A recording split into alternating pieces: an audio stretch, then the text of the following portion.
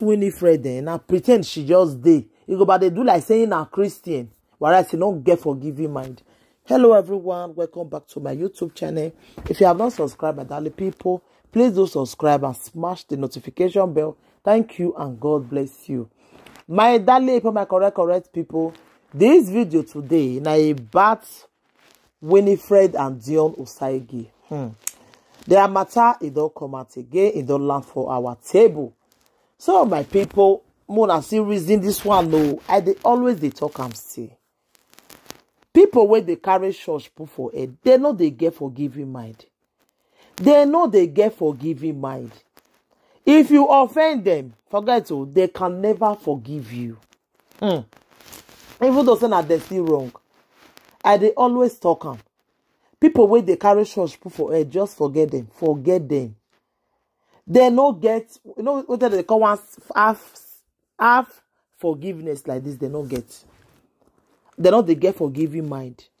That is why if people just they talk, say this one a Christian, now Christian, I know they mind them. Because I see one write up where Dion Osagie right say people they always they talk and say in they proud, in a proud person, into they proud, in do this. You know if you go beg your wife. You know if you go beg your wife, make you forgive them, make they settle. Now you can't write and say, in they always they try. You can't even screenshot the write up. I take same message, go give and say one of your best friend, maybe like your brother, say meme. So whether a friend meme, he can see tell Winifred, say as that a friend meme, he can reason and say not today this world. Where we go to keep enmity for. I beg my wife, forgive me if I offend you. May we make this marriage work. In no say, in no they perfect, but I beg, forgive. If in no say, see they stubborn in a way, but may two of us work on ourselves. May this marriage work. He say, he can write them. He say, no, you don't respond. He can send a message again. Sit there, right? Say. In your family, even if mama calls you, you don't still respond. Okay, is they beg you again? Nah, beg. May we settle this matter. He said, Winifred, no mind now. The third one, when you can't write again, you can't block him. He said, even family, they don't talk to a family, all of that. She don't even mind them. He blocked Dion Osagie for everywhere. Even though say, let's assume, say, we not did there, we not really know what's happened. She don't agree, come out, come talk. But if women too fine sometimes, men, make una not they marry them. Yeah. If women too fine, more not they marry them. Because now what that they see for his side, now be this one. If women too fine, and they always they talk am. More than not they marry them begin. Because the way they say they behave. He go they look himself now saying too fine as small pikin. He go see person will go marry him. You understand? He go see person will go marry him. So even though say in they do anything for now. You know as in if they beg them, they know they marry you.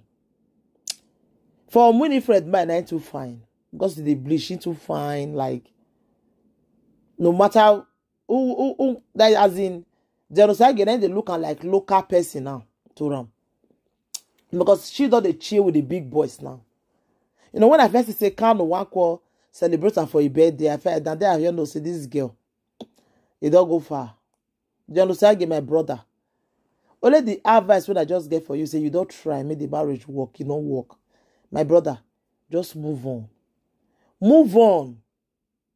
Just move on. Because Winifred, the thing say, they never see her for, as in they never see a person like her for this world. Just move on.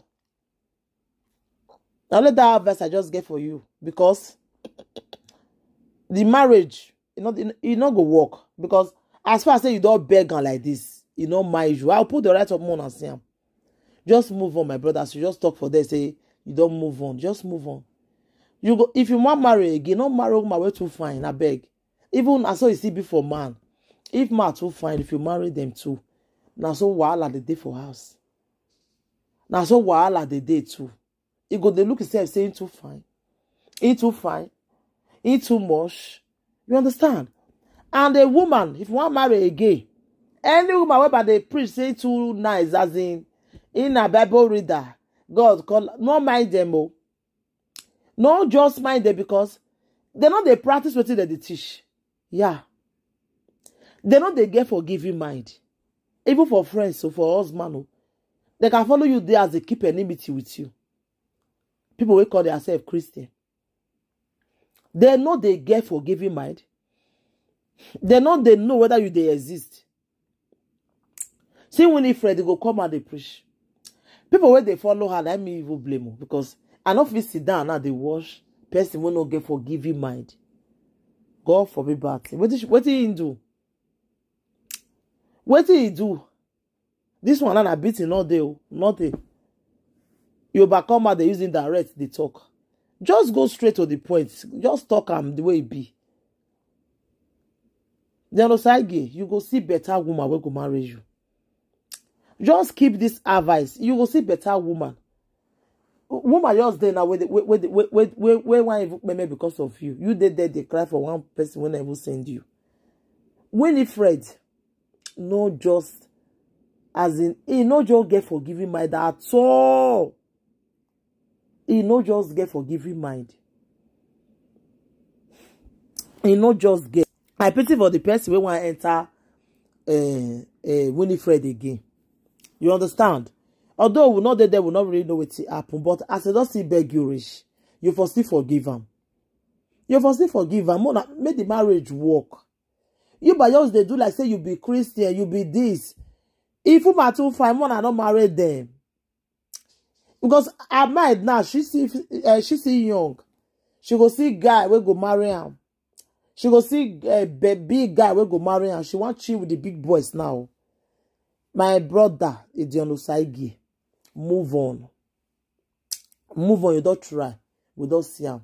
On our way, they say too proud, ain't too proud. And because of when I write and come and say, he not be proud person. He not be like that, the one that the reasoner. You understand? He now don't do a part, he don't beg the woman say like. So, my brother, just move on. Pretend say the woman was your wife before. Wish her good, wish her well. So just move on. God will bless you with another person. God will still bless her with another man. So when I'm not meant to be together. So now it's because I will not work out. You never meet your right wife. You never meet your husband. So that's what me I say, my people. Thank you. Bye.